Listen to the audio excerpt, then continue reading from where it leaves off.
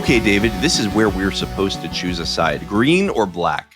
John, my soul is as black as night. Your turn. I am black for life. So we're not fighting? I thought this is where HBO wanted us to pick sides and fight and stuff. Don't worry, I'm sure we'll find plenty to disagree about on the pod, but we seem to agree on one thing. We both really like this show. The politics, the drama, the lore. It was made for the Lorehounds.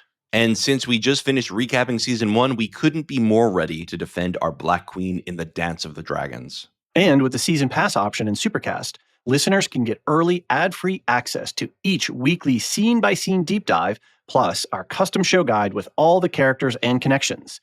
See you in the Lorehounds podcast feed each week for our Dragonfire hot, but probably positive, takes. The Lorehounds House of the Dragon coverage is also safe for Team Green consumption. Side effects may include a deeper understanding of dragon lore, a hardened conflict with itself, and an inescapable urge to read the book Fire and Blood by George R.R. Martin. Dragon seeds may experience burning.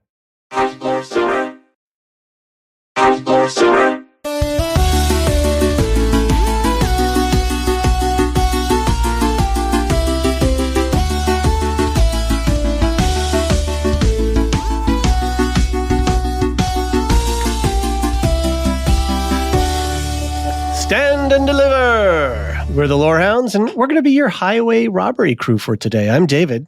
And I'm Marilyn. And this is our pamphlet, otherwise known as a one-shot, of the completely made-up adventures of Dick Turpin, an original series starring Noel Fielding, still streaming on Apple+. In this podcast, we're going to start with a series synopsis and our spoiler-free hot takes. After a break, we're going to cover some of the highlights of the individual episodes, talk about some of the historical antecedents of both the life and the legend that is the real Dick Turpin, and then discuss one or two themes of the series. We'll wrap up with a little bit of listener feedback. Stick around to the end of the podcast for info about our upcoming schedule, as well as news and updates about all of our affiliate podcasts. If you are enjoying what we do and are interested in supporting the Lorehounds community, check us out on Supercast or Patreon. Supercast is like Patreon, but it's kind of built better for podcasters. And subscribers on either platform get early and ad-free podcasts, a bunch of other goodies, and we'll have a little bit more info about that at the end of the podcast. And if you want to get in touch with us, there are a couple of options. You can send emails to lorehounds@thelorehounds.com or head to our website and either use the voicemail feature or the contact form.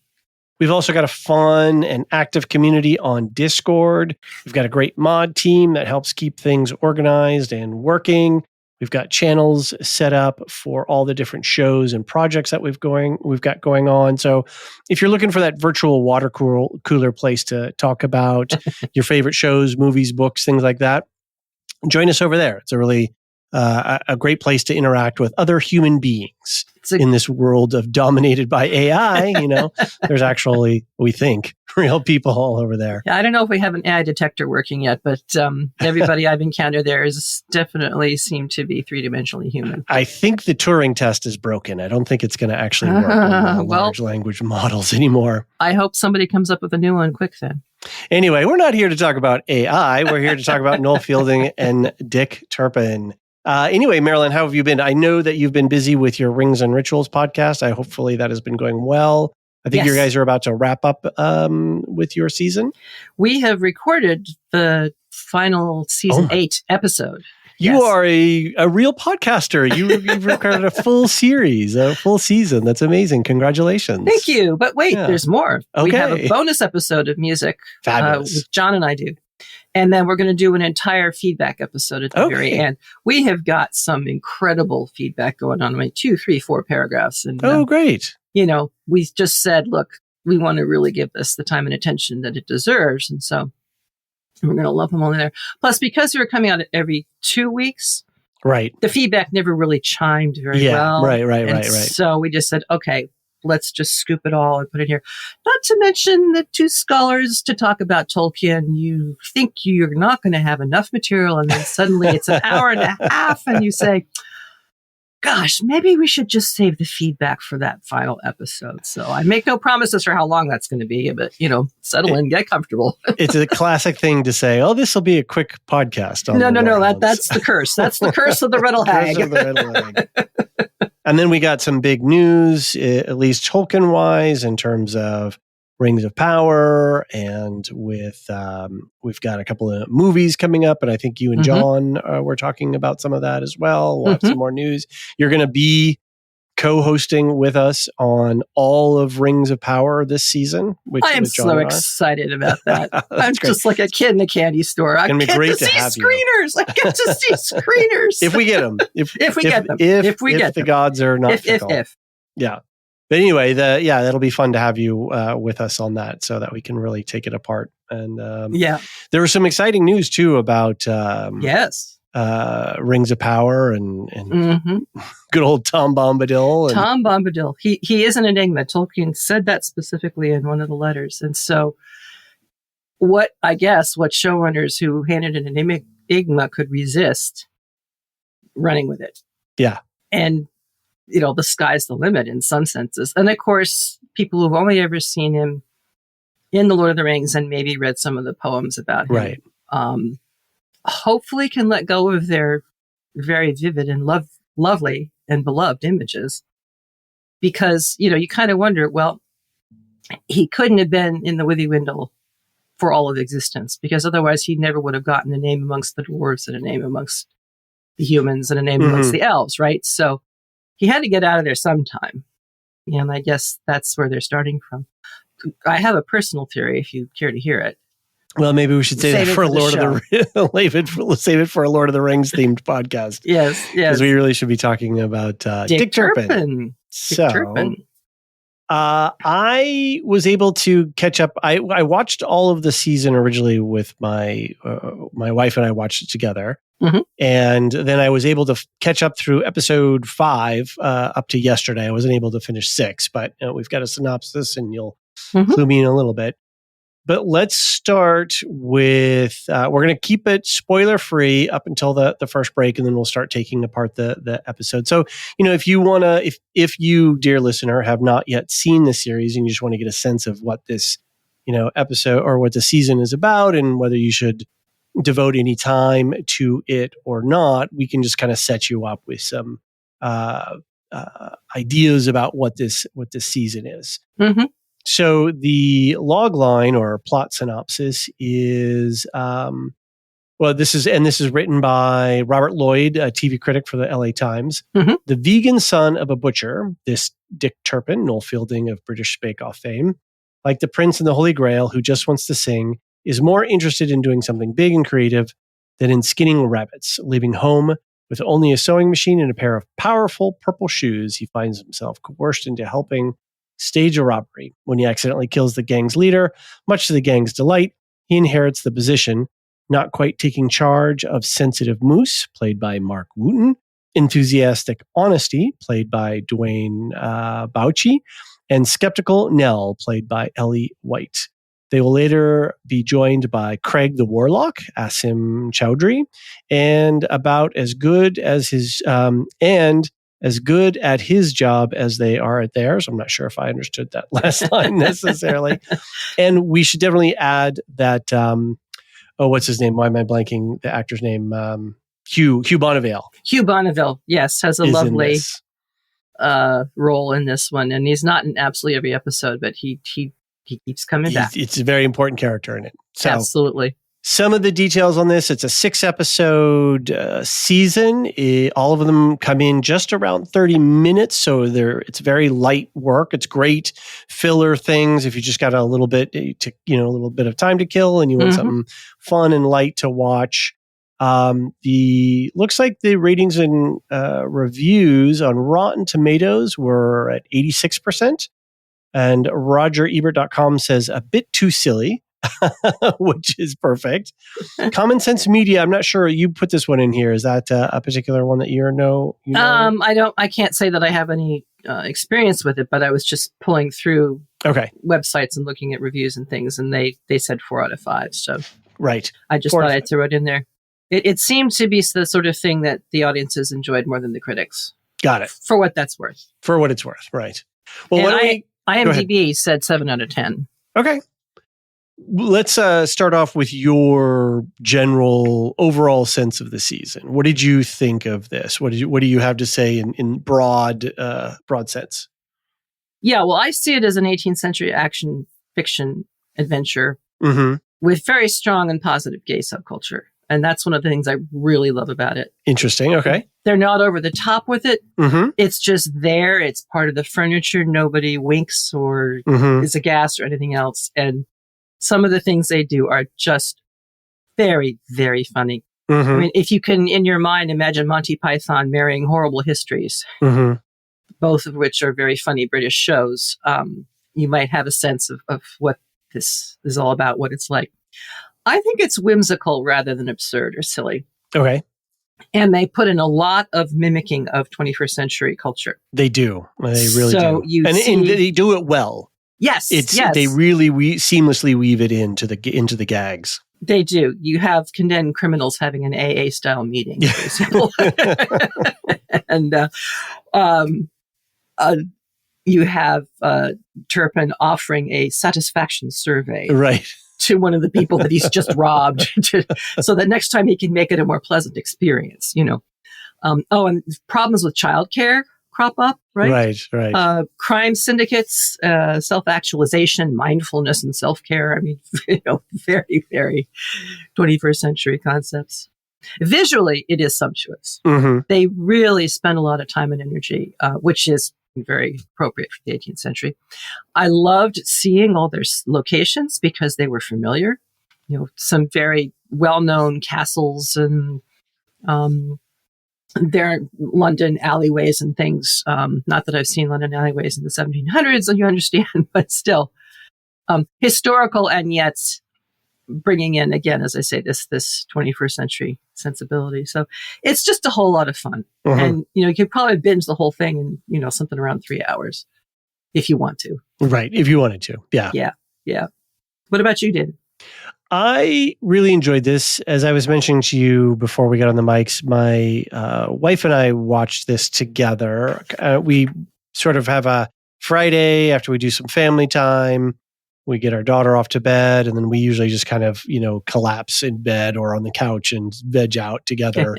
It's our one sort of evening where we don't have any other responsibilities, just, being in each other's company. Mm-hmm. And so we included this as one of our shows that we picked up. And she was a little reluctant at first, but enjoyed it in the long run. And then I rewatched it, everything up to 5 in prep for us to record. And one of the things that I really noticed when I was doing my rewatches is how packed every episode is. It is absolutely stuffed to the gills with gags and the main storyline, and then the little subplots that go on. Mm-hmm. It is just really a half hour feels like 45 minutes or so in this episode, in the episode lengths. There's loads of gags. They are all very funny. And it's not evolutionary in the form of this style of comedy, but it's a great development of this style, and it's squarely within its genre, and it really is on a nice edge in terms of mixing 18th century with, like you said, 20th century humor and gags. Mm-hmm. And that's hard. That's not an easy thing to do, to zipper those two things together. So it really feels seamless. No. Like you said, the production values are great. The costuming is fantastic. It sure is. They have a lot of fun. They do some really great special effects. I was really surprised at the money that they threw into a couple, especially with the Rattle Hag episode. I think it was episode 4. They did a bunch that I was really surprised by. Yeah. The writing is funny and punchy. The gags play. They have gags that start at the beginning of an episode and then they don't resolve until the end of the episode, and then they're actually consequential. Yes, they keep recurring, and you think, okay, well, and then you understand why. and then something happens. It's great. And then they do this whole thing about the pamphlet. There's without getting into spoilers, there's an author who's sort of documenting the stories of Dick Turpin real time. Mm-hmm.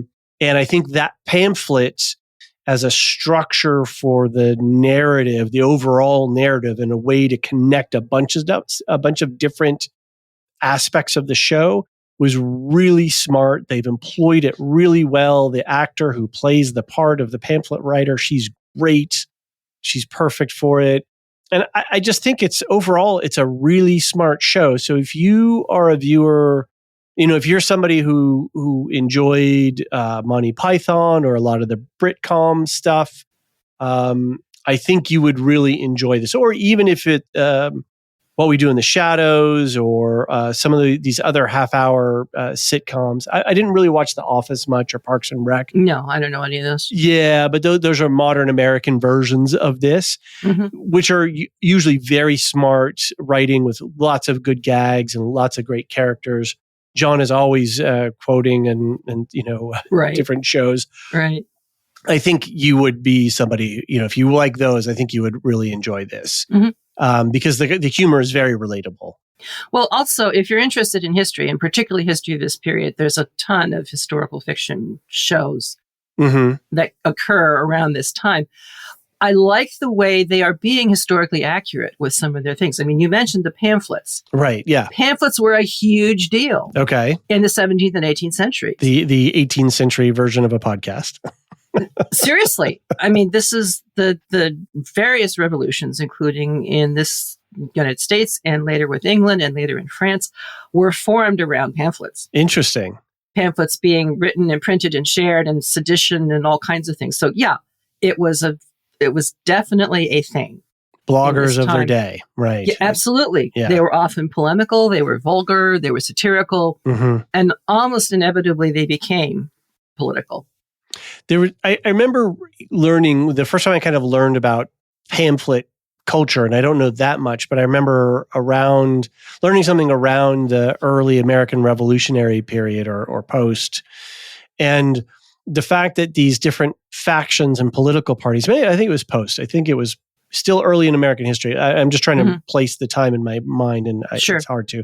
But anyway, just that these different factions and political parties and political leaders basically all had, printing presses, and they could crank out their point of view on stuff constantly. And it's like they say, it's like we say, there's, nothing new under the sun again. Like we're just, fine. It's just bits and ones and zeros going out across the fiber optic lines, but still the same idea where, hey, I've got a point of view and I'm going to be pushing it out, trying to get as wide an audience as I can. Yeah, the methods changed, but the content and the intention remain the same. Right. And it's also useful to realize that this reflects the rise of literacy generally, because if you don't have enough people who can read, what's the point? That's a very good point. You can find other less expensive ways of spreading your word around. And standing on a soapbox in the corner of a park. Right. There were pamphlets on Dick Turpin. Okay. And they started immediately after his execution, which doesn't occur in this series. I will spoil that right now. But they didn't really start appearing until the 18th century. Okay.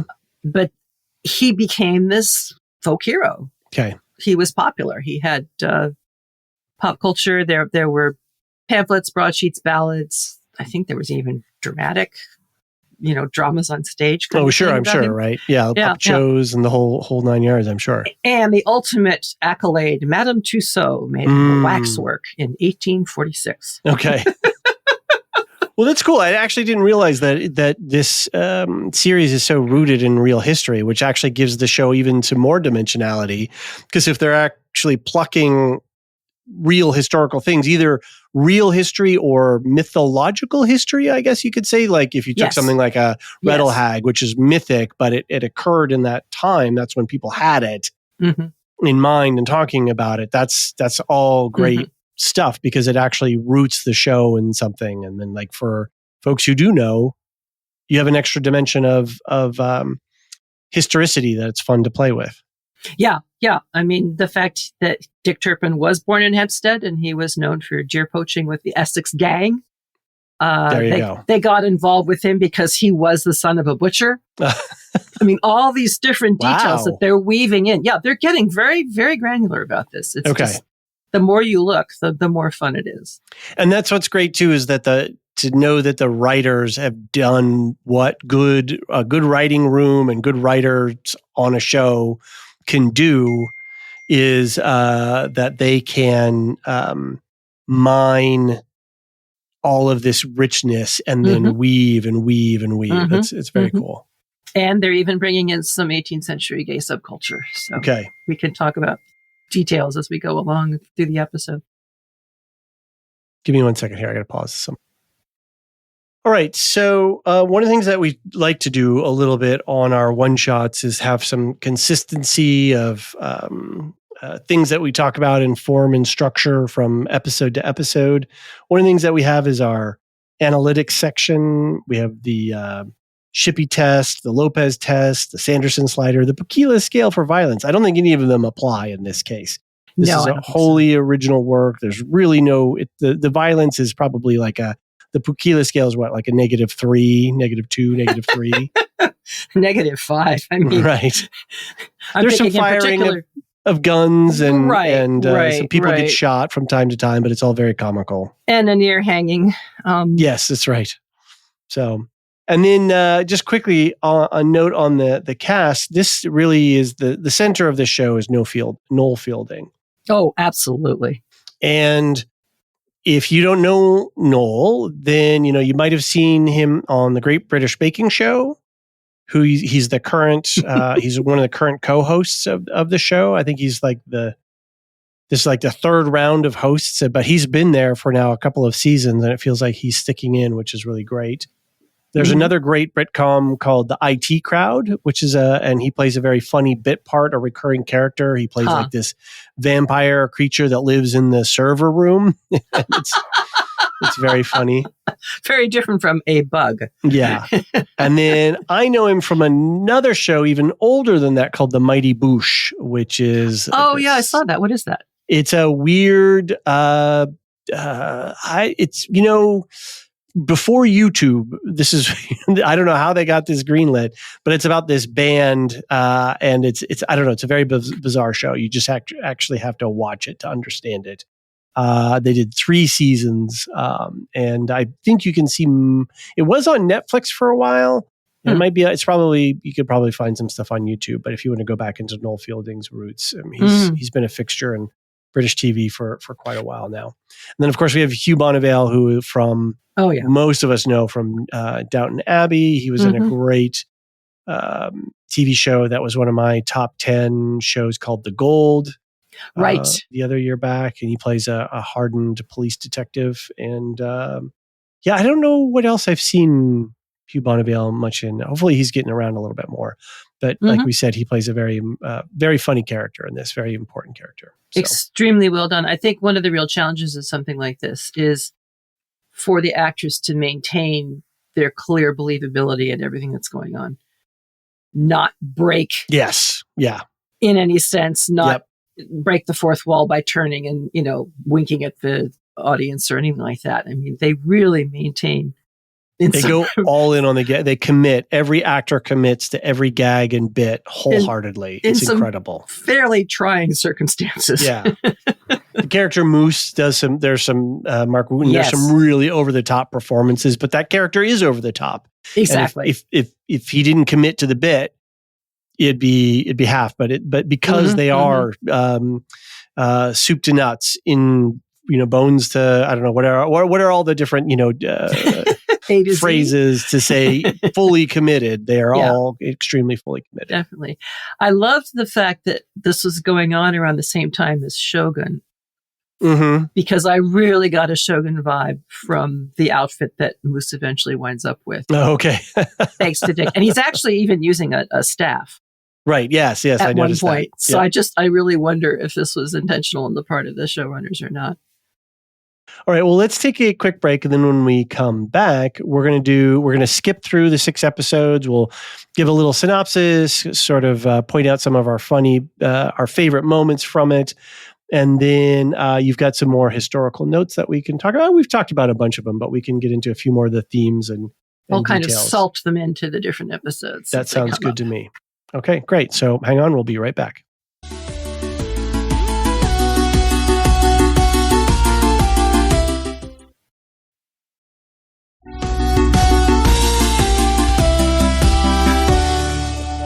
And we're back. All right, Marilyn, why don't you lead us through the conversation space here from episode to episode, and you can just take us through the little plot synopsis for the episode, and then we'll talk a little bit about each one. Sounds good. So, episode 1, a legend is born, sort of. A vegan son of a butcher in Hampstead decides to be a stylish highwayman with creativity.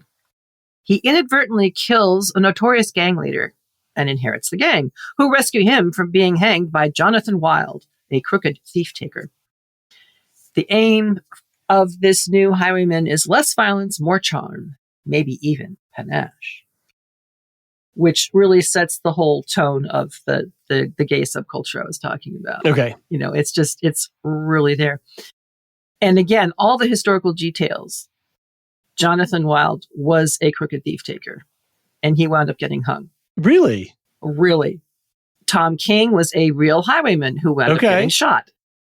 The first date that we see on the screen is 1735, which was the date, I believe, that the Essex gang was broken up. So that's kind of an interesting choice. But don't know if it has any meaning or not.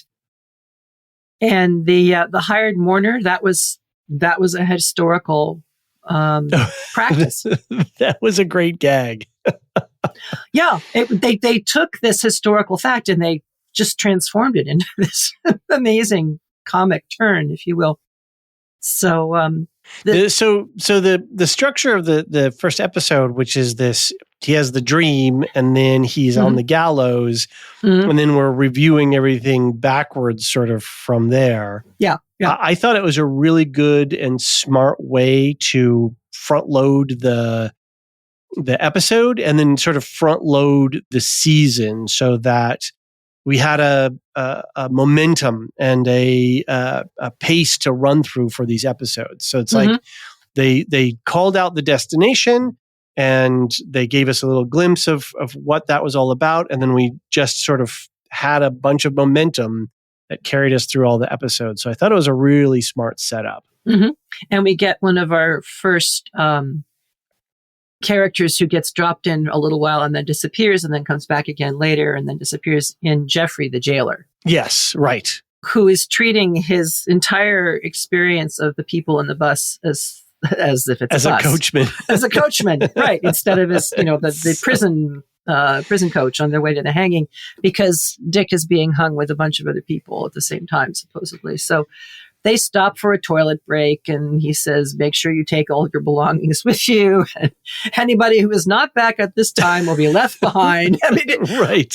Yeah. If you've ever been on one of the British buses, you'll know it's exactly the same set of statements and routines and warnings and all the rest of it, which in and of itself, really funny. And then we get that little like 12-step group session with all these other criminals as they're introducing themselves to each other. Yes. I'm Dick Turpin. Hi, Dick. Yeah. I will say that going back to the professional mourners, and then the gag of, I've got a boy in very low spirits. Yeah. It's a really funny line. But that whole thing, that particular gag, I don't know why, but it struck me as a very Monty Python-esque gag. Yes, I agree. And when it hit that note, I was sort of, I'm going to wait and see. And then I've got if you don't like her and you don't like her, then I've got a boy with very low spirits over here. It was very funny. And I was like, okay, if they can maintain this kind of quality of writing and setups, then I'm really going to enjoy this. So I think they signaled to me very early on the kind of quality that they were establishing, and it never wavered. Like we were saying before, they were always committed to their bits. They were very smart about them, and right from the beginning, I felt that they're really confident. They really know what they're doing, and the pacing is excellent. Mm-hmm. It moves along briskly, but you never feel pushed. You always have time to understand what's going on, but there's very little lag time in all this. So you have a little Karen who is an 8-year-old tender of the pub, which is called The Failure. The little Karen character is great. And the actor She's who back. plays her is so fabulous. She has Yes. the right amount of sort of moral authority and dominion over these adults, but then they'll go, "Oh, but you're just a kid," and they're like, "Yeah." Right. She's Oh, like, you "What do you can't mean? do that. You're a child. It's really good. So in episode 1, we really meet most of all except for Nell's mother. Right. And the syndicate. And the syndicate. But then they play Absolutely. that off nicely. But we get our primary characters and the recurring people, and then we get the first recurring gag, which is the wagon wheel. Right. Which takes out Hugh Bonneville at the end, which is just perfect. Quite nicely. Yes, the whole hanging scene is very good. Again, historically accurate in terms of, yes, the market square is thronged with people who want to jeer and throw rotten vegetables and so forth. Right. It's spectacle. It's entertainment. It is a spectacle. And the upper class guy there with his nosegay and saying, this is a hanging, get on with it kind of thing. And then I think they left him dangling. I mean, there's nothing gory or horrible about it, but they actually do give him the drop, and he's hanging below the platform out of sight of anybody while his gang is fumbling around trying to rescue him. And, I think he must have had a stone to be standing on for that length of time. But they may also have given him what's historically known as the short drop. Okay. Meaning, if the rope isn't long enough to give you a really sharp jerk to break your neck right away, you just dangle there and strangulate, and that can take up to half an hour or more, depending. Yeah. Okay. Yeah. So again, historical accuracy. It's just astonishingly funny, and it is at that hanging that the wagon wheel goes off. Yeah. And Turpin says, shouldn't we tell somebody about that? I mean, that's a hazard, that is. Right. And of course, we see it rolling through several more scenes. Yeah. And then finally, we should talk about the fact that Jonathan Wild, Thief Taker, is also currently the parent in charge of young Christopher, his son, who is, 10 years old, maybe? Yeah. And having to take him with him on all his work, because they've lost their childcare. Well, and they set this up great when he's first interacting with Dick Turpin after he's taken over the gang. Right. And he says, having this very serious negotiation and then Christopher keeps interrupting his dad. Dad, look, I found a dead wolf. Yeah, exactly. and I can say, as a parent who had a working parent who lived through the pandemic with a child at home, that this is true and accurate. This is exactly what's going on. And I was thinking of you, David. I was thinking of you and your daughter. I was thinking of John and his children. Anyone, not just parent, anybody who's a caregiver of small children will totally relate to this. Mm-hmm. And then so when, of course, at the end, when Christopher's trying to point out the wagon wheel that's bearing down on his dad, it's a perfect setup. Yes, it absolutely is. So very, very funny. And then like with the childcare too, as you said, it's very 20th century, right? So again, weaving in these things. So. Yeah. So the other historical figures, Tom King, the former leader of the Essex gang who Turpin accidentally kills, historical figure. And I think I said this already. Sorry, Jonathan Wild was an actual thief taker. Yeah. So that talent's enough. Favorite lines, Dick inadvertently discovers that there's a secret passage in the pub. And little Karen says, well, of course you didn't know. If you did, it wouldn't be secret. Right. And Dick then says, I wish I had a secret passage. Right. And little Karen says, that sounds weird. And Dick says, yes, you're right. That does sound weird. And then later, when Jonathan Wild says, well, if everybody knew about it, it wouldn't be so secret. And then Dick Turpin says, that's what I said. And then it's this whole thing of them, we're not so different. We're not so different, which when we are in the London scene, that sort of plays out a bunch as well. Yeah. They're even within episodes, across episodes, they're seeding little hooks that they can play with later on. So you don't have to watch any of these back to back. You can watch them completely, at your whim, but there's always going to be something that's going to glue. There's going to be a little bit of glue to carry them all together. They stitch them together very nicely, don't they? And we also pick up at this point that Wild is a corrupt thief taker, because he tells Turpin, if you give me 95% of your profits, then I will tell you which coaches to rob and when, and so on. And Dick says, no, I think I'd rather just do it on my own shtick. And that's when he makes the enemy. And the line of you and whose army. And Yes. of course, you know, this army, and you see them all marching up in their red coats and their white trousers and their muskets and all 9 yards. Should we move on to the unrobbable coach? Oh, yes. This is where we meet Craig the Warlock with his panic attacks and his inhaler. And I mean no disrespect to people who actually do have panic attacks or inhalers. I can't say for sure. I mean, I thought it was funny, but I don't have panic attacks or inhalers. So just so people know that is a thing. You know who else we meet is Linda the dog walker. But anyway, carry on with your Linda synopsis. the dog walker. By the secret hideout who waves at them every morning. Everybody knows Linda the dog. So then after that, we experience the Highwayman's Night at the pub. Yes.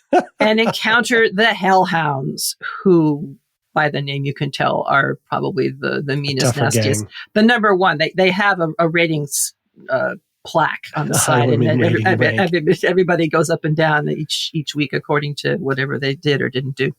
Don't ever get as low as the Doobie Brothers. You won't be happy. So the leader of the Hellhounds is astounded to see Nell with this motley crew and calling Dick the leader, because Dick is sitting there knitting a balaclava and little Karen is bringing him peppermint tea with a little dash of honey in it. So he tells Nell he's ashamed to see her amongst these reprobates and come join my gang. But in the end, the Essex gang manages to win her back and at the same time break the curse of the unrobbable coach. So this is what I was saying before about all of these episodes are super packed. So we have Craig, we have the introduction and setup for Craig the Warlock. Mm-hmm. We have the whole pub culture thing and the culture of the highway robbery cruise. Mm-hmm. Mm-hmm. We got the whole Hellhound tryouts that they have. Yes. And we have the unrobbable coach all wrapped up into a single episode. It is an absolutely, I don't know how they pack this much. The writing is so efficient. Yes. And the storytelling is so on point that it's amazing that it all sticks together, but it really does. It's beautifully choreographed. And some pieces reach forward into the future and so forth. The thing with the unrobbable coach being that if you try to rob it, you become the coachman. And so, right. Oh, and then they have to go on a side quest to get the things to be able to. They have to get the magic coach. Mittens that the evil Duke made to hold on to the diamond and not be trapped by it. And they supposedly have them. And so the Hellhound leader says, right, I'll have those. Only, of course, because we saw Dick knitting balaclavas. Right, yeah. And we did get a glimpse of what the actual mittens were like. We can see, all right, there's something going on here. And of course, Dick has knitted mittens for him to use, and therefore he's now trapped in the unrobbable coach and condemned to drive past the same tree at midnight all the time, and so on and so on. Is there until Dick knows he has to get the mittens, and so they have to go to the tomb of this Elizabethan Duke who set up the curse in the first place, because his wife was killed because of this emerald the size of a monkey's fist, and they even have a monkey standing there making a fist, so you can do size comparison and say, yes, it really is great gag, size of a monkey's fist. And so we see Dick Turpin, the marriage counselor, because the ghost of the Duke comes and is going to, damn them to perpetuity, and then his wife shows up and says, oh, will you please just let it go? And Dick is saying to the Duke, just listen to what she really wants. And to the Duchess, I understand. I know you've been waiting all along, and she doesn't want huge diamonds. She just wants your attention. Again, classic. Yeah. Classic 21st century negotiating. And I think this is where the character of Dick Turpin really starts to make sense for me, in that he fumbles and does these things that cause all these problems. So he's the one who accidentally gets honesty, trapped into being the coachman, and gets them in trouble with the ghost of the guy who laid the curse. But then he's just being himself in the moment. Mm-hmm. And he's offering this sort of marriage counselor advice, and that seems to win the day. And for me, that's when it really started to resolve that here's this guy, Dick, here's our Dick Turpin, Right. In the television show with Noel Fielding, who's just sort of leading with his heart out of his chest. Nice. And that's going to cause a whole bunch of problems. But in the end, it's going to resolve a whole bunch of problems because Exactly. Dick Turpin is being who he is, Dick Turpin. Yeah. Yeah. And that honesty and that authenticity of who he is. And he never questions himself. He never has a moment of a sort of a dark night of the soul moment. Like, what am I doing? Is this really me? No, he's just so happy in and of himself and just bumbling through the world. And that's going to cause misadventure, but it's also going to solve and resolve a bunch of conflict for people. And this is what he brings to the two guys in the gang, particularly to Moose, who is very doubtful of himself, has all kinds of desires that don't match his profession at this point. So suddenly Dick, who is a fabulous... And he's supposed to be... Moose is supposed to be the heavy in the gang. Right. Yeah. So he's suddenly whipping up these new outfits for all of them. And Moose is just thrilled because he has this sort of very flowy robe sort of thing that looks like the samurai robe, and another time he's dancing with Mayday ribbons and just really loves having Dick give him permission to let this softer side of him come out. Right. Even as he's also still a highwayman and holding people at gunpoint, all this kind of stuff. Exactly. But Dick is his guru and his friend and his companion and all these things. Honesty too. I mean, he dresses up all the gang, and Nell is the skeptical one. She knows what a real highwayman is, and she's aspired to that all her life.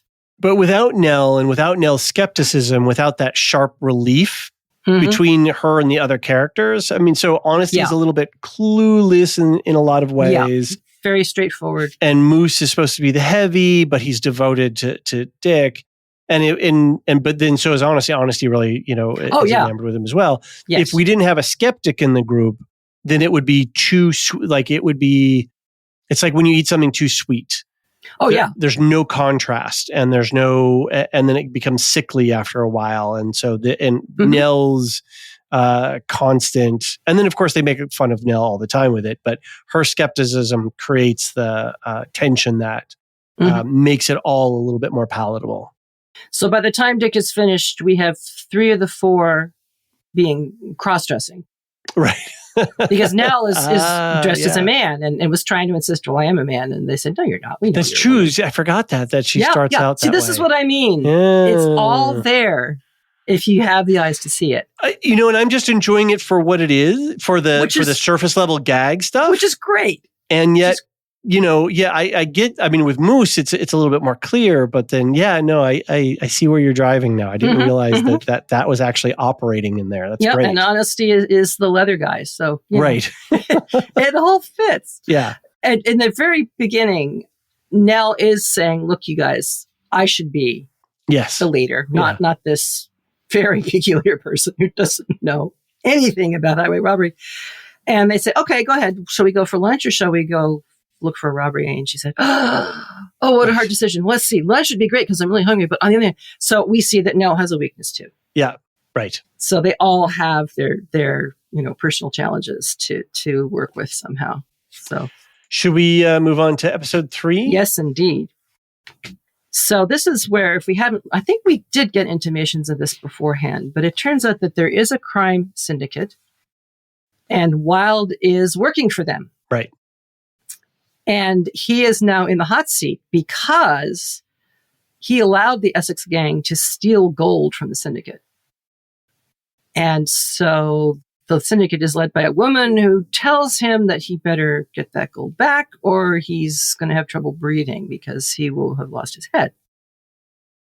And so Wild goes chasing after the gang and literally chains himself to Dick when they catch up. And then suddenly they are confronted with other members of the syndicate who kind of would like to step into Wild's shoes. Great gag. And so for the rest of the episode, they're being chased around by these 2 syndicate members, and they're chained together literally as well as figuratively and have to figure out a way to work together to survive. And I say they develop a new closeness, but, take that with lashings of salt. So I think It's between this one and episode 4 that are my that would be my favorite episode of the season. I would agree with that. Yeah. And one of the things that I really liked it because so 1 is just getting us into the world. 2 is developing everybody a little bit, and then they right away they take us into London and amplify all the stakes. They put us in a new place. Mhm. They introduce, like Craig or Honesty's family, and Right. They The deepen. Whisper Network, Yes, the Whisper Network, which shouts across the square. and then the whole thing with Moose and Christopher and their little side adventure. Yes. Like it really just does a whole bunch. And then of course obviously introducing the Syndicate to us, and then setting up Wild's ultimate, what's going to bring him down ultimately. So again, super packed, but. Great tempo, and it elevated the whole season up a notch, where now there's some tension and now there's stakes and there's really things going on. So Yeah. And you'll notice we mentioned Christopher because Wild brought him along. Yes. On his job. And I don't remember if it's this episode, but at some point he talks about, well, of course I'm bringing my son because he's going to inherit the business and he has to start learning early and so on and so on. But Moose winds up being his friend, caretaker, whatever you want to call it. And they just really have a marvelous time in London together. It's a lot of fun. Oh, and Christopher has made the trading card. Yes, right. And rated again, everybody. another 21st century super cute detail there. Yeah. This is the one that opens with Dick taking a customer satisfaction survey. Also, after a robbery. during the robbery, right? Yeah. Yeah. And Honesty inside Dick's head. Yes, that was really great. And we got to see Honesty actually develop as a character a little bit more, that he's this very intuitive tracker and can actually track Dick across the entire city of London. Oh, was this the one too? Or was it in, I think it was, wasn't it this one? With all the Dick jokes? No, that was episode 2. Sorry. No, that was episode 2. It was episode 2 with all the Dick jokes. The never-ending Dick jokes. I want that Dick in my hand. And Christopher is snorting with laughter. Oh, grow up, Christopher. Really good. That was excellent. Go ahead. Nell being dragged along with Dick and just hating it. Right. That this totally off-the-wall, incomprehensible method is working. Yeah, right. With Honesty, yeah. It's good. And I think that the chemistry between Fielding and Bonneville is great in this episode, and Bonneville is playing it so like he really is. He's as committed to the gag as everyone else. He is. Noel is just playing himself in the 18th century, right? That's Noel Fielding, right? That we see. Yes. But that's the charm. His charm is what is funny. And for Hugh Bonneville, who's this very serious and heavyweight actor, and to see him just commit to these ridiculous gags and pal around with Fielding in London and doing all this silly stuff, it was a really great vibe. I really enjoyed the silliness that those two. And then of course there's the line that Bonneville says, when he's talking about, oh, well, I'm just trying to survive. And he says, all that remains is the evil that men must do to survive. Yeah. And then I forget, I wish I wrote down the gag after that, but then there's he's stitching him up with, cause he's got a shot in the arm. Yeah. And then Noel's like, okay, all done, let's go. And they sort of go off. But so there's this heaviness and this lightness in the same moment. It's just really, such a well-balanced script. Yeah, they realize they need to take on some costume disguises because the two syndicate members are after them. Oh, right. So they walk out from the closet, and there's Hugh in this peasant cap and trousers and leather jacket, whatever.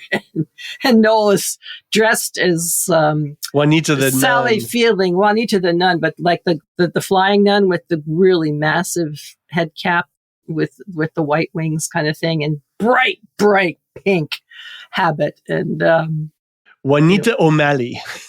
Ole, let us pray. None by day, bullfighter by night. Yeah. And then we see a little bit of historical London in the underground fight pits. Right. That was the thing too, because of Okay. course it was illegal. Gentlemen could go to boxing salons and they could box barefist and have fights and things. But this Mad Sally or whatever it was with the massive club, in which they lose the gold then afterwards. They lose the gold because they place a huge bet on her, and unfortunately her bones are too brittle, and they had to sweep her up off the floor afterwards. Let's talk about episode 4, Curse of the Rattle Hag. Yes, this, of course, witches here.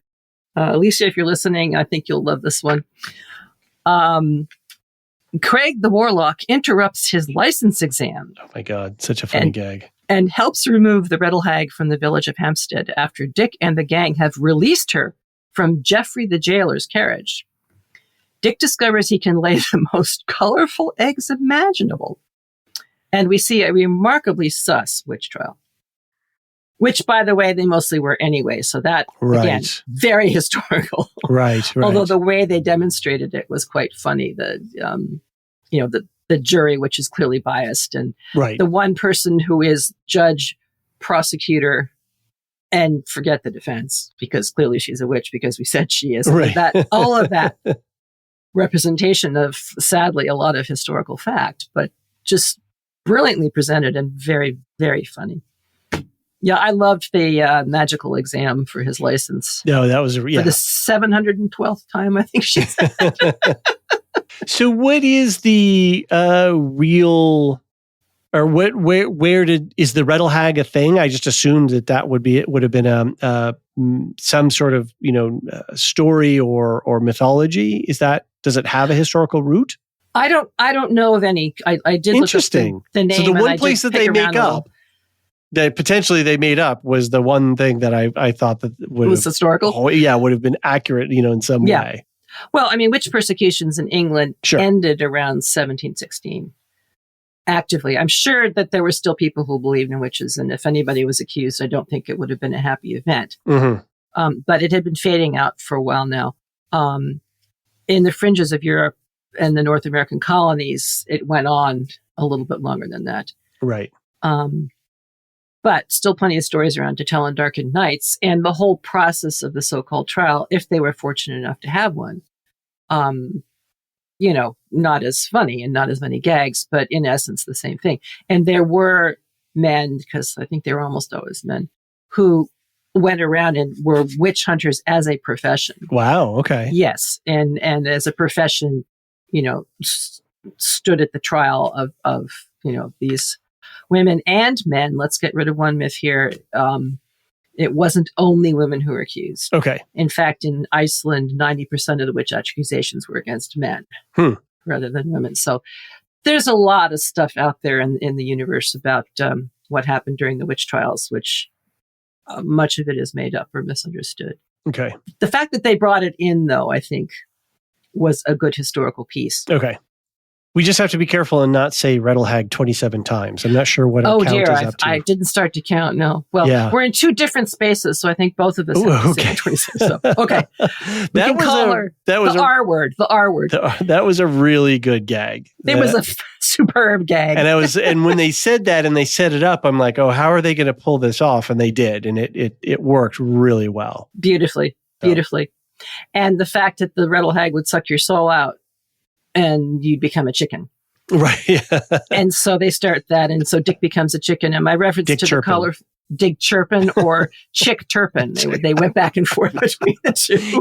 They had fun writing that. Of course they did. But those eggs. Oh, yeah. Beautiful. Right back to 1960 psychedelic. Okay. Posters. Yeah. I mean, they were just stunningly. And to watch Noel Fielding after he's restored to his usual shape, give birth to an egg. I mean, the whole process was really. And also, I loved the scene. Dick's examiner actually Craig's examiner actually comes along with them as they're trying to get rid of the Rattle Hag. And she said, okay, because he's failing miserably on his tests. And so the guys rush in and say, hey, you've got to help us rescue Dick. And he says, guys, I'm busy. I'm in the middle of an exam. And the examiner says, oh, no, this will be a wonderful way to test your capacity. Come on, let's go. So this becomes his exam. But in the end, the examiner does have to restore Dick Yep. And what I love is they don't even try to show this. They show the reaction of everybody, of the audience, and how horrific this there, transformation how horrible it is. And classic Alfred Hitchcock move, right? Right. You don't show the thing that's frightening. You show people's reactions to the thing, and then your own imagination takes over. And our imagination's more powerful than whatever they could show us on screen. Absolutely. Yeah. So, and then all the reactions and everybody having to react blindly. So, how many takes did they have to do to get just that right? Yeah, it was really good. It was really good. Yeah. And of course, the trial itself also being, of course, massively Python-esque. Yeah, right. In fact, I'm not sure, but what they probably, said, all right, let's start with this one and then move it up 3 levels. But the depiction of the character of the Riddle Hag, how she was clearly a mad witch and loved evil and all the rest of it. And so she and Nell, because she was defending her at the trial, and Dick, because he just showed up and did weird things, are all now on the stage with, Spike there and waiting to be burned. And Dick tries to persuade her, you don't really want us to die, do you? And she said, oh, well, I suppose not. Your souls are safe with me. And one of them says, really? She says, of course not, donuts. I'm pure evil. She was great. She was really good. And as you say, the special effects were really pretty extraordinary. They put in a lot, for a show of this caliber, to put in the amount of special effects with the Riddle Hag flying around and the flame and all that was pretty good. It looked pretty good, too. In the middle of eyes and the lasers and stuff coming out of her eyes. Right in the middle of the 18th century, small town with chickens running around and pens for the livestock and all the rest of it.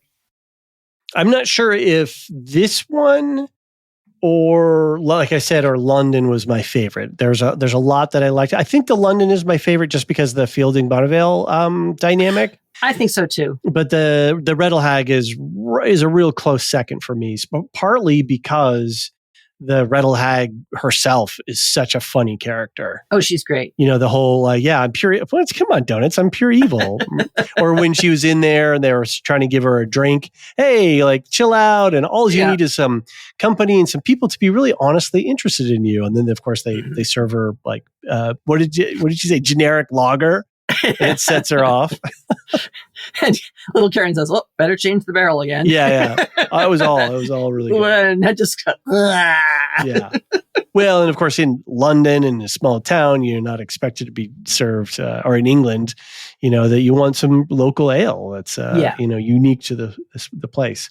Yeah. And little Karen, I guess this is the next one when Craig has had to give up the warlocking and find a job with little Karen.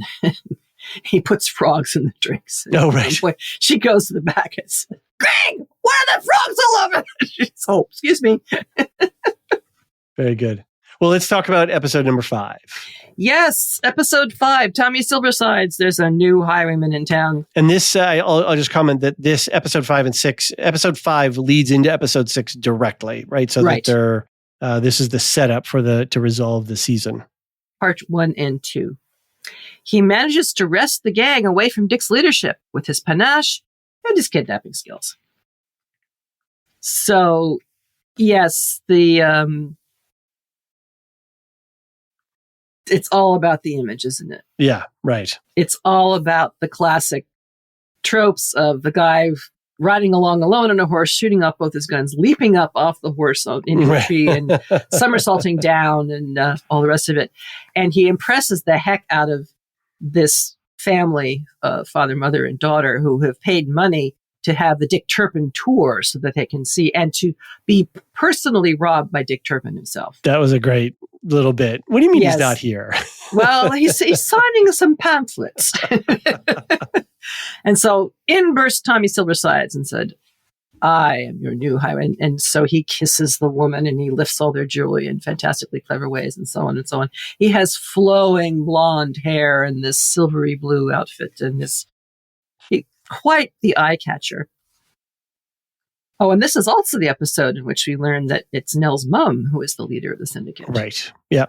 And throughout the 6 episodes, I kept thinking, the 2 actors who are playing pamphlet writer and Nell's mother look remarkably similar. Mm. But it was 2 different names. Yeah. So, I mean, I did look that up. So that wasn't the same person. That would have been an extra interesting little twist, but they didn't go there.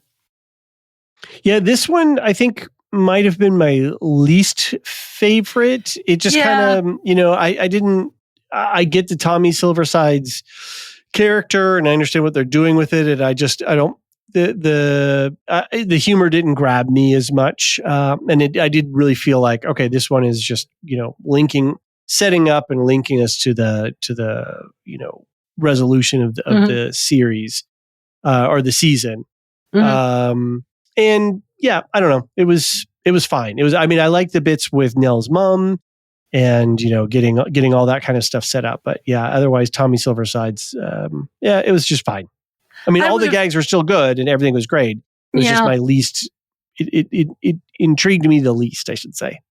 Yeah. I like Broadway musicals to be in Broadway. Mm-hmm. With apologies again to Alicia, I'm just not a fan of plopping, right into the middle of everybody suddenly bursts into song, and I'm like, all right, fine, whatever.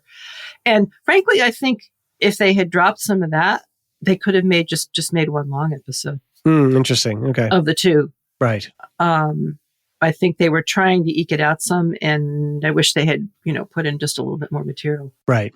Rather than make Tommy Silverside the entire focus of well, they had to set up as the foil of sure. to him, and it all makes sense. And then having everything that Dick is built up to this point taken away by this guy who is very sweet talking until he's gotten what he wants and Dick has been arrested, and then suddenly his true colors show and he's really mean and nasty. Which as an audience member, you're thinking from the very start, don't trust this guy.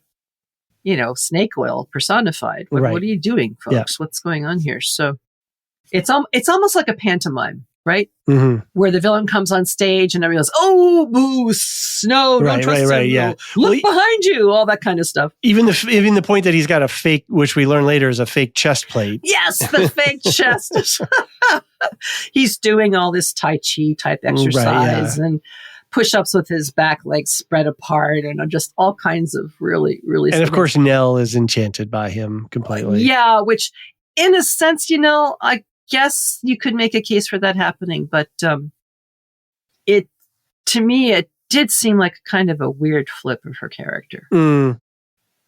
I mean, they had to do it because of the connections with the mother and all that other stuff. But well, sometimes we're just captivated by a person, and even though they may be not all that I think I used this once describing somebody to a friend of mine. They're a hollow bunny.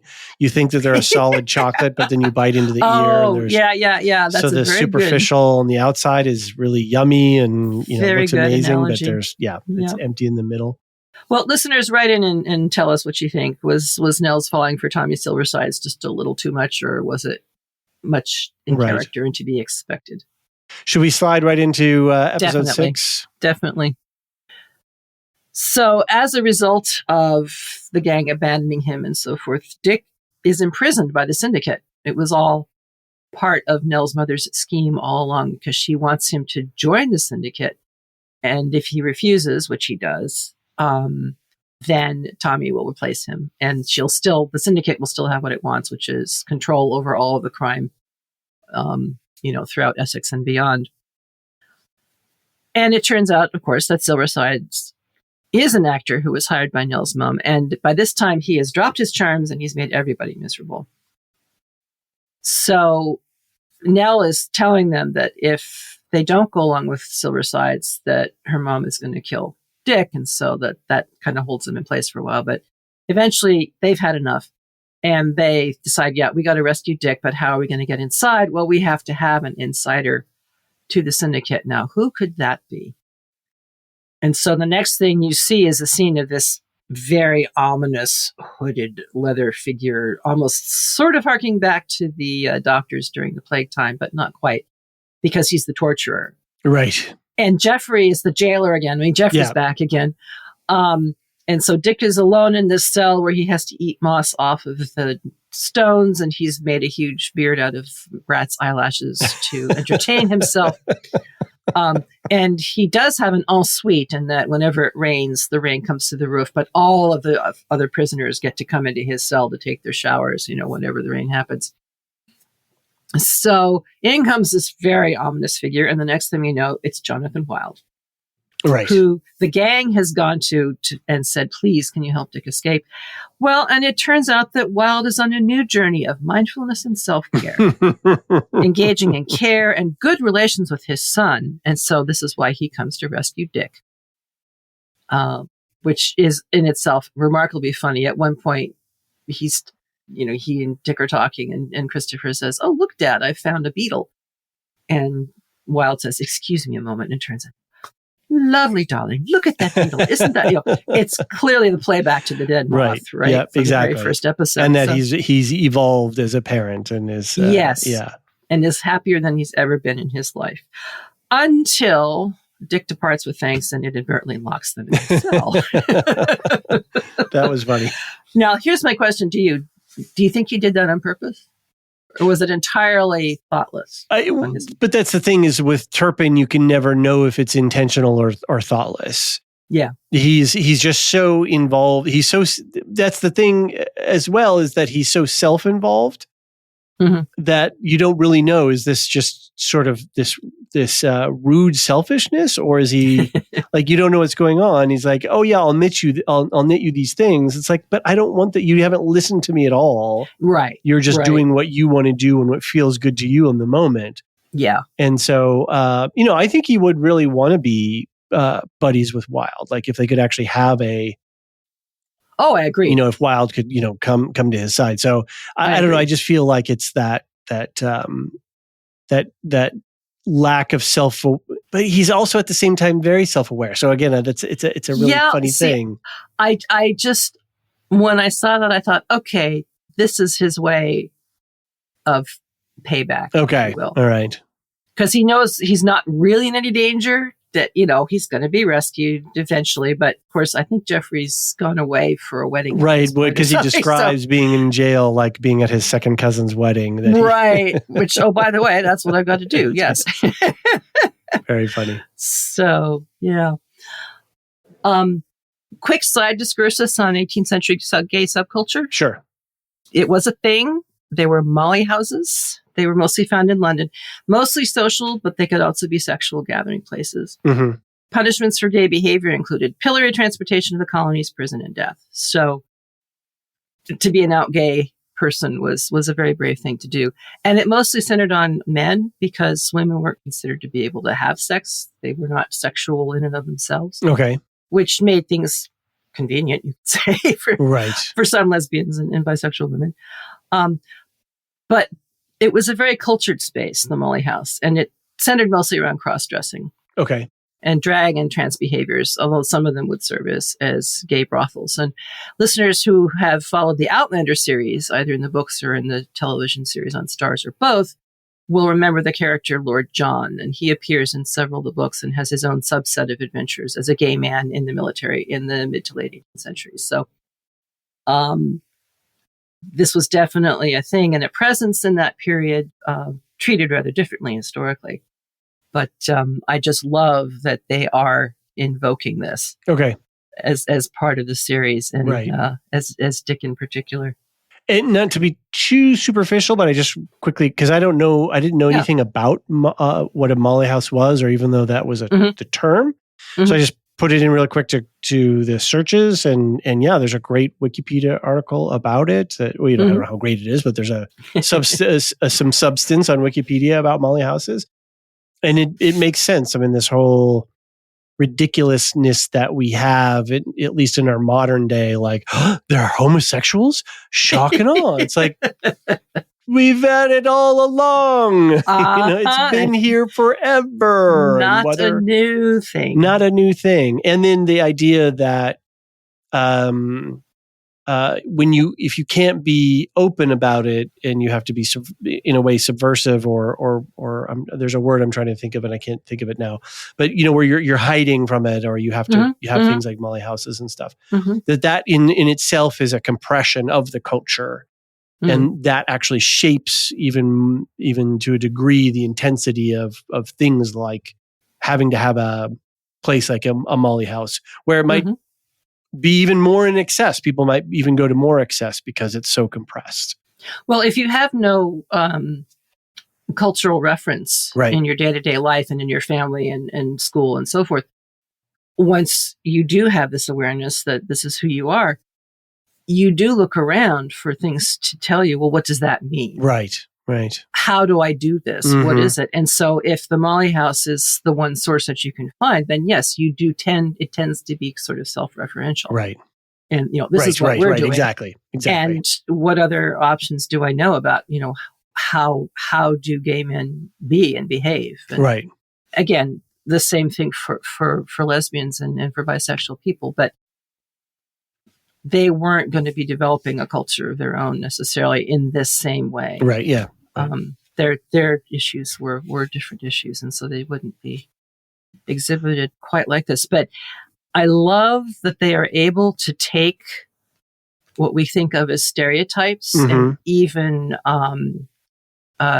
jabs and criticisms and turn them into something fabulous. And I use that word quite advisedly. Right. Dick as being a skilled sempster, if you can call it sempster instead of sempstress, sewer. Right. Colorful. He doesn't want to kill the two swans because they're both female swans and they're in love. This is in the very first episode. He's a vegan, and I can't tell you how many vegan gay guys I know. Okay. It's just all of these little things are just dropped in very carefully. And I really think that, gay listeners and audiences will get a lot of fun out of this series, probably more than I will. And I think Noel Fielding is heterosexual, and I think he's married to a woman, and I believe he has a family because he's referenced it when he's on the British Bake Show. Oh, that's interesting. Well, perhaps he's bisexual then. Well, but that's whatever. He definitely picks up the vibe, and I think that's what he's always had. Because even going back to the IT Crowd and the Mighty Boosh, and just he vamps and plays up and painted nails and all this kind of stuff. So I think he's somebody who is always skirting gender lines. Okay. But but in this very character-driven way. And I don't know that's his, I don't know literally what his real, I'm just trying to remember from what I've seen from the Bake Show. But it's not like he's like, oh, I am of, I identify this and I'm homosexual that or whatever. And so I'm going to make it an issue. I'm going to really push it forward. I think it's interesting that if he actually is a cisgendered heterosexual man and he's playing with gender, it creates space for a lot of other people to be comfortable in and around and or to go, well, wait a minute, maybe I'm a degree of this or I'm a degree of that. And I don't have to fall in this hyper genderized norm. Yeah, and I think that the show actually does a beautiful job of opening the space up, like you've been pointing out. Exactly. Rita Mae Brown has written some wonderful books about lesbians and so forth. And she had this, they're fictional, so she tells different stories about different characters, but she has this idea of the spread of a scale. It's not discrete. Spectrum, right. Yeah, it's a spectrum. Thank you. That's what I was reaching for. And she has this blue dot theory that she says if tomorrow morning everybody who had any sense of same-sex attraction woke up with a blue dot in their head, they wouldn't all be the same shade of blue. Some would be turquoise and some would be navy. Right. And the whole spectrum in between. And so that's kind of what I think you're expressing here. Right. And I also love how you touched in the very beginning on his wide open heart. Right. He wants to be who and what he is, and he wants everybody else to have that same freedom. And that's why Moose in particular, but also Honesty, are just so pleased with him because nobody's encouraged them to do that before. Right. And so maybe that's another kind of underlying piece of this whole thing. But I think that I think you're exactly right in that he's trying to live. Dick Turpin's trying to live Dick Turpin's truth, his own best life and his truth. Exactly. Yeah. And that is going to cause things to happen in the world. He's a good catalyst, isn't he? Exactly, for good or ill. And everybody's just got to kind of deal with it. His father has to deal with it. His cousin has to deal with it. Yeah. His gang has to all deal with it. But he's never doing it out of a sense of, his ego is driving it, but I don't know, his heart is genuine and he's not driven by evil or survival pursuits. He's just trying to live his heart out, and that's going to do stuff. Yeah, I've just circled around it again. I don't know any way else to describe it. And it's great dramatic catalyst or great comedic catalyst for a show like this. And the final episode ends in a beautiful note because, as you say, he wants to live his own best life and he wants everybody else to do the same. Exactly. Yeah. And in this cell, thinking his gang has deserted him, nobody's going to rescue him. It's actually Jonathan Wild who says to him, no, don't give up. You need to continue to be the best, worst highwayman that's ever been. Right. Yeah. Right. And he takes that on and he goes and he challenges Tommy Silversides to the duel. And of course, because Tommy Silversides' sharpshooter is no longer hidden in the trees, he realizes he doesn't have a chance and he turns around and runs away and is revealed to everybody to be a fraud. And so Hampstead is happy to welcome back their homegrown highwayman and his gang. Right. Yeah, I don't think I was just doing some quick searches. I believe that he is married to a woman, and I believe that they have a child. Mm-hmm. Liliana Bird, I think, is her name. Mm-hmm. So I think Fielding is just somebody who's gender bending. Yeah, just and played in the best tradition of, say, what's his name, or at least the character from Rocky Horror Picture Show. Why am I blanking the name? Oh, yeah. Well, I'm blanking it too. So yeah. Anyway, but just just vamping all over the place and sort of running out. So Anyway. Right. The director, the manager, what's the name of it? The main character, the transvestite. Oh, okay. Right. Tim Curry played the character. God, it's been so long since we're going to get a lot of, hopefully we don't trigger too many people. Listeners, write in. Exactly. Don't be mean. Right. Anything else that we want to touch on, or will we wrap it up from here? I think I would just say go watch this series. Absolutely. We don't know if there's going to be a season 2 or not. Apple hasn't announced. I don't know what their success metrics for a show like this are going to be. Apple has been pretty liberal. There's a lot of shows that I would have thought would have not gotten a season 2 or season 3, and that they have. I think it's a great little comedy series, a little half-hour comedy series, and I would really hope that Apple picks it up for a couple more seasons, because I think they could have a lot of fun with this. I really hope so. There's certainly a lot of more areas that they could pursue, and jokes they could mine. Oh, I forgot. We have one piece of feedback. We do have a piece of feedback. I was going to remind you if you wanted to start swinging into the outro. Yeah, so, you want to read that for us? I will read that. This is from Danny M.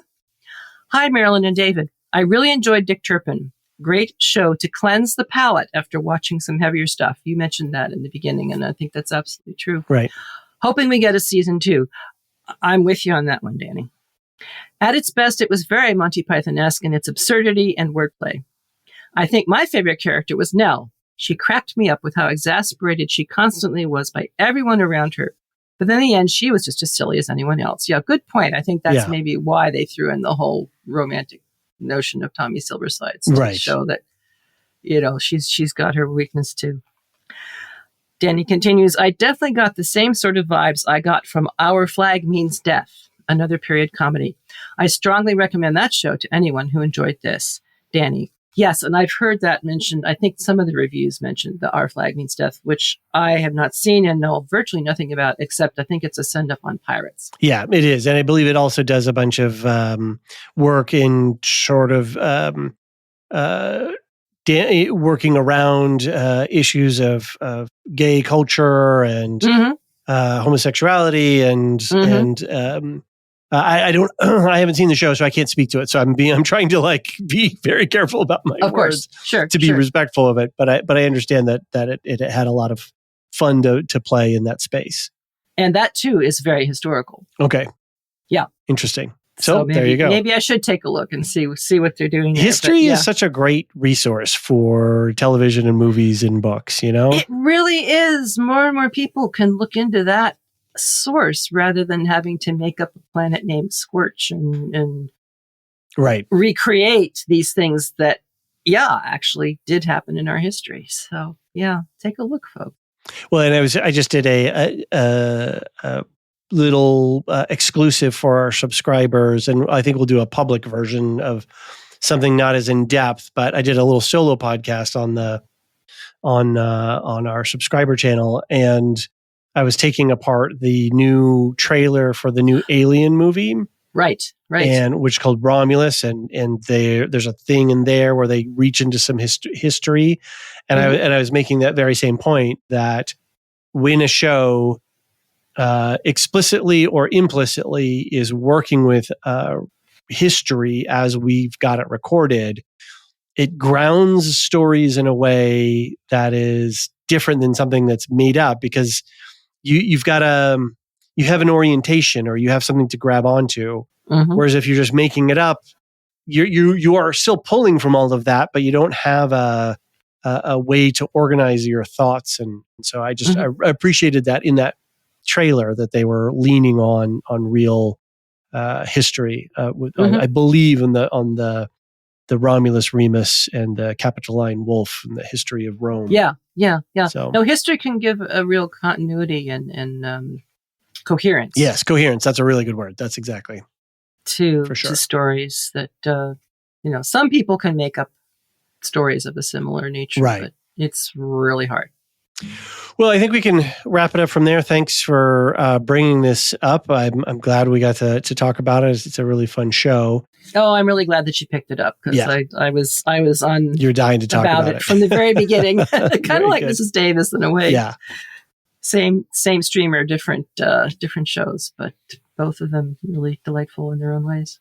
So if you are interested in supporting our community at large, John, Alicia, and I, and all of our other co-hosts like Marilyn and Brandon and Jean and Ron and Anthony, and did I forget Aaron. anybody? Yep, right. On Radioactive Ramblings.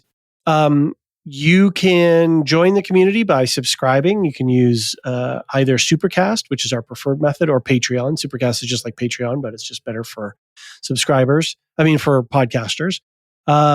We offer ad-free episodes, early access, exclusive and bonus content. We're just coming up on our 2-year anniversary, and I think we're going to try to push out some merch, but we might do it so that folks who are subscribers are going to be able to get some stuff at cost, at least for our birthday celebration time period. That's at least what I'm working on. We have other things like show guides, like John is putting together a really great show guide for House of the Dragon.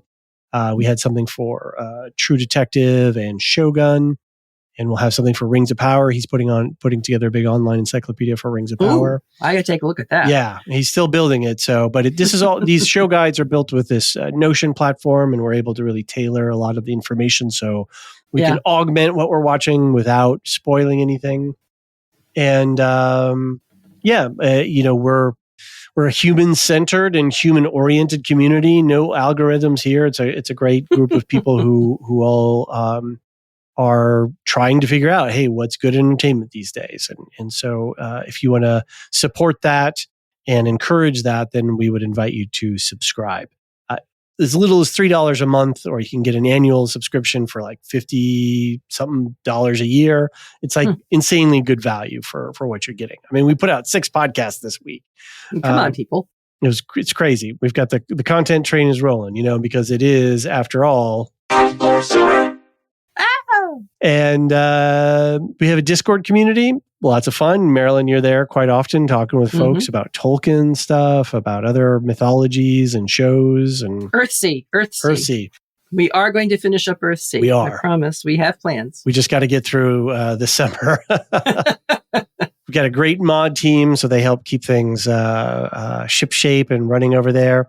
We also sponsor a whole bunch of affiliate podcasts. So we've got Radioactive Ramblings. That's with Aaron, a couple of his friends. They were covering the Fallout show. They're now switching to, they're going to be covering The Boys season 4, which is really awesome because while they're doing that, John and Alicia are covering The Acolyte, the new Star Wars thing. And then John and I are going to be covering House of the Dragon.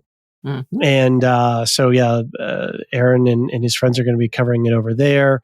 That's a Pukila scale plus 8 or something in terms of violence and whatnot. Yeah, I'll give it a miss. Yeah, it's pretty wild. But, it's a fun show because it really makes fun of the superhero genre. So, because what if superheroes were real? Superman, probably a very dangerous and psychopathic person.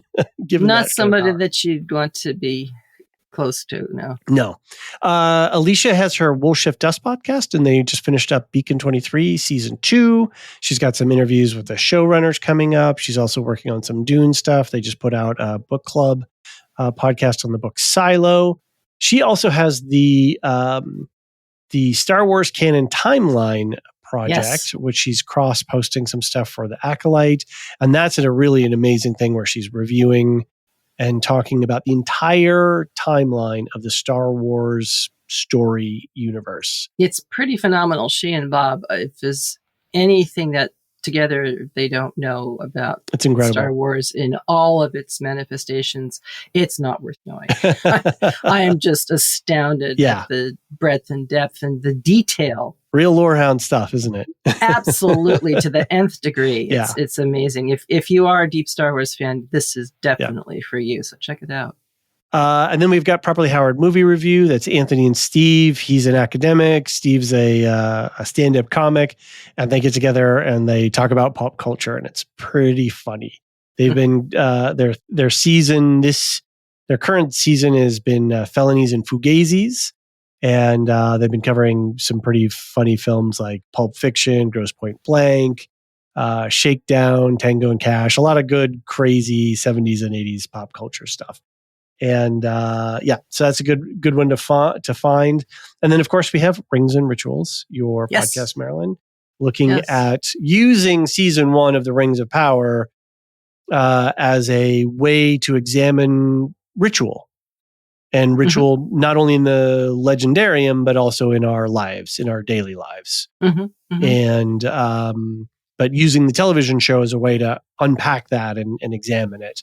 And you're about to wrap up, as we said at the top of the episode. You've got a couple more episodes to go. Yeah, we just finished recording episode 8, and we have a special bonus episode where John and I talk about ritual and music. Very cool. Yeah, and then we will have one final episode, Sarah and I, together going over the feedback. And I'm here to tell you, listeners, some of you have just really run with this request. That's great. 3 and 4 paragraphs long of very, very interesting, deep lore questions. So thank you very much for that. We're looking forward to engaging with all that stuff. So on the main feed, we've got The Acolyte is running. We're about to pick up House of the Dragon. We definitely have The Boys The Boys over on is on Radioactive Rituals, but we have The Bear at the end of June. Alicia just dropped a podcast on, or will be dropping a podcast on Interview with the Vampire, which is running. We certainly got Deadpool and Wolverine. Going to be covering Alien Romulus. We just put out one-shots for Kingdom of the Planet of the Apes and for Furiosa. We've got Rings of Power in August. We've got Pachinko Season 2 in August. We have a ton of stuff. Maybe Severance is probably going to come back this year. X-Men 97, we had some coverage on. So we are at full speed ahead here. So again, please consider subscribing. That really helps us keep everything running. But I want to give some shout outs really quick to the people who do support the community at large. And first off, our Discord server boosters, Gnarls, Aaron K, Tiller the Thriller, Dark of the Ninjas, Doof71, Captain Gingy 56, and Athena and Agilia. I'm not sure. You got to write in and let me know how to pronounce your name. Anyway, thanks for boosting the server. That helps us to have a bit more resources on our Discord. And that's great. And then to our top tier subscribers, people who subscribe at our $10 level, we always like to give them a shout out. So Martian, Michael G, Michelle E, David W, Brian P, Nick W, SC, Peter OH, Bettina W, Adam S, Nancy M, Duve 71, Brian 8063, Frederick H, Sarah L, Gareth C, Eric F, Matthew M, Sarah M, DJ Miwa, Andra B, Kwong Yu, Deadeye Jedi Bob, Nathan T, Alex V, Aaron T, Sub-Zero, Aaron K, Dally V21, Mothership 61, Gnarls, Kathy W. Oh, wait. I think they may be. I think we have a new Lorehound, but I'm waiting. They're on a free. They're on a trial, so I was going to see. But anyway, always last but never least, Adrienne. Thank you all so very much. What a mighty chorus of supporters! Right?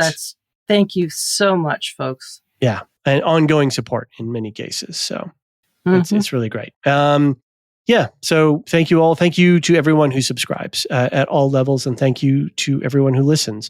Everybody's got to manage their lives, and some people can subscribe and others can't. And that's totally fine. We're just happy that we have a community of listeners and that we have a fun group of people to nerd out about all the fun entertainment that we enjoy.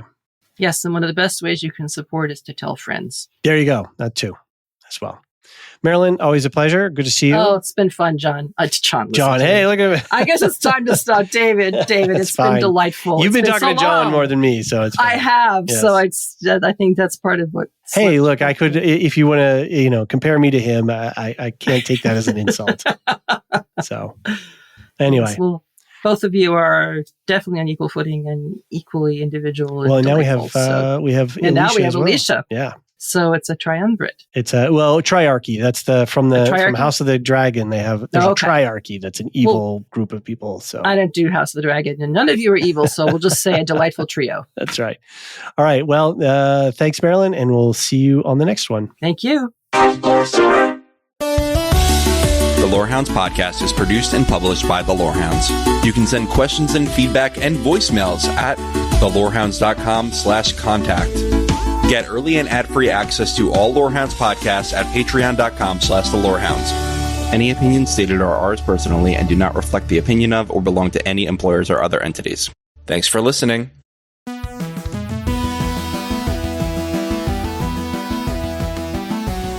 Okay, David, this is where we're supposed to choose a side. Green or black? John, my soul is as black as night. Your turn. I am black for life. So we're not fighting? I thought this is where HBO wanted us to pick sides and fight and stuff. Don't worry, I'm sure we'll find plenty to disagree about on the pod, but we seem to agree on one thing. We both really like this show. The politics, the drama, the lore. It was made for the Lorehounds. And since we just finished recapping season 1, we couldn't be more ready to defend our Black Queen in the Dance of the Dragons. And with the season pass option in Supercast, listeners can get early ad-free access to each weekly scene-by-scene deep dive, plus our custom show guide with all the characters and connections. See you in the Lorehounds podcast feed each week for our Dragonfire hot, but probably positive, takes. The Lorehounds House of the Dragon coverage is also safe for Team Green consumption. Side effects may include a deeper understanding of dragon lore, a hardened conflict with itself, and an inescapable urge to read the book Fire and Blood by George R.R. Martin. Dragon seeds may experience burning.